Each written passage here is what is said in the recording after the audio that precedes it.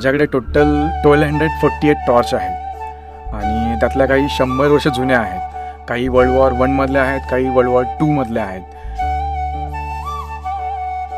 आणि काही डायनामो टॉर्चेससुद्धा आहेत. काही जुन्या काळातल्या मुलींच्या पर्समधल्या टॉर्चेस आहेत आणि काही पेन टॉर्च देखील आहेत माझ्याकडे. मी 10 वर्षाचा असल्यापासून टॉर्च गोळा करत आहे.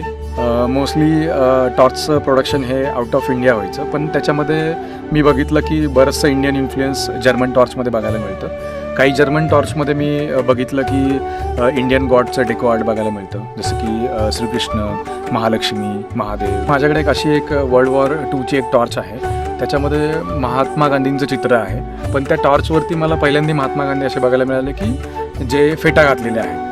एक रेअर टॉर्च आहे जी की एव्हरीडीची स्पेशल एडिशन आहे. ती रॉयल फॅमिलीसाठी बनलेली गेली होती आणि त्याच्यावरती आपण इंडियातलं जयपूरचं स्पेशल आर्ट त्याच्यावरती बघायला मिळतं आणि ती प्युअर ब्रासची टॉर्च आहे. घरामध्ये जो ड्रॉवर उघडेल तिकडे टॉर्चेस.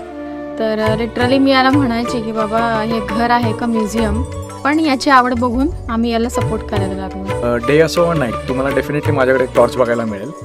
माझा हा प्रवास कंटिन्यू चालत राहील आणि कारण मला असं वाटतं की प्रत्येक टॉर्चची स्टोरी युनिक आहे. मैं national council of science museum end ministry of culture इनका बहुत बहुत शुक्रिया करता हूँ. फर्स्ट टाइम इनकी वजह से मेरा जो फ्लैशलाइट का कलेक्शन है वो दुनिया के सामने ला पा रहा हूँ.